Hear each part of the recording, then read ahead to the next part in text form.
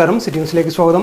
വിവിധ ആവശ്യങ്ങൾ ഉന്നയിച്ച് കോൺഗ്രസ് അനുകൂല സംഘടനയായ ട്രാൻസ്പോർട്ട് ഡെമോക്രാറ്റിക് ഫെഡറേഷന്റെ നേതൃത്വത്തിൽ ഒരു വിഭാഗം KSRTC ജീവനക്കാർ പണിമുടക്കി. TDF സംസ്ഥാന സെക്രട്ടറി AN രാജേഷ് ഉദ്ഘാടനം ചെയ്തു. ശമ്പളവും പെൻഷനും കൃത്യമായി നൽകുക, DA കുടിശ്ശിക മുഴുവൻ അനുവദിക്കുക, KSRTCയുടെ റൂട്ടുകൾ സംരക്ഷിക്കുക തുടങ്ങിയ ആവശ്യങ്ങൾ ഉന്നയിച്ചുകൊണ്ടാണ് പണിമുടക്കിയത്. കരാർ ജീവനക്കാരെ ഉപയോഗിച്ച് ബസ് സർവീസ് നടത്തി സമരത്തെ തകർക്കാൻ അധികൃതർ ശ്രമിച്ചു എന്ന് TDF സംസ്ഥാന സെക്രട്ടറി AN രാജേഷ് കണ്ണൂരിൽ ആരോപിച്ചു. വിവിധ ആവശ്യങ്ങൾ 12 വിവിധ ആവശ്യങ്ങൾ ഉന്നയിച്ചുകൊണ്ടാണ് KSRTCയിൽ ഇന്ന് TDFന്റെ നേതൃത്വത്തിൽ പണിമുടക്ക് നടന്നത്. ആ പണിമുടക്കിനെ ഈ സ്ഥാപനത്തിലെ ജീവനക്കാർ കക്ഷി രാഷ്ട്രീയത്തിന് അതീതമായി അതിനെ നെഞ്ചോട് ചേർത്ത് പിടിച്ച ഒരു കാഴ്ചയാണ് നമുക്ക് കാണാൻ കഴിഞ്ഞത്.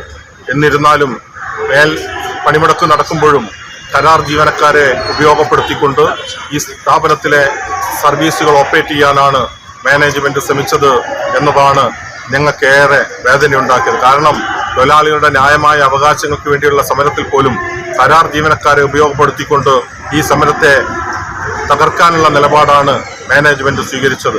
News desk, city news.